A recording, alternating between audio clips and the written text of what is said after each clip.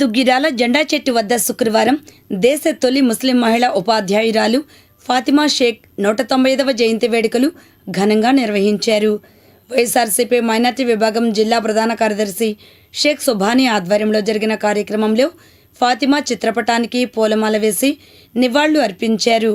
ఈ కార్యక్రమంలో షేక్ జానీ సాహెబ్, షేక్ హుస్సేన్, షేక్ మహబూబ్ సుభానీ, షేక్ జిలానీ, షేక్ అబ్దుల్ ఖాదర్, పఠాన్ మస్తాన్ వలి, వలసపాటి ఎల్లేశ్వరరావు, దేశబోయిన సుబ్బారావు తదితరులు పాల్గొన్నారు.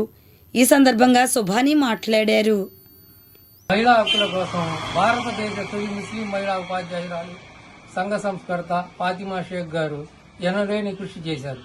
సుమారు 180 ఏళ్ల క్రితమే ఆనాటి అసమానతల సమాజంలో అడుగడుగునా వివక్ష ఎదుర్కొంటూనే బాలికా విద్య కోసం, మహిళల హక్కుల కోసం ఫాతిమా షేక్ సావిత్రిబాయి పూలే గారితో కలిసి ఎంతో కృషి చేశారు. 1848 సంవత్సరంలో తన ఇంటినే మొట్టమొదటి బాలికా పాఠశాలగా ఏర్పాటు చేసి బీసీ, ఎస్సీ, ఎస్టీ, మైనార్టీ బాలికల విద్య కోసం బాటలు వేశారు. ఎందరికో స్ఫూర్తిగా నిలిచారు.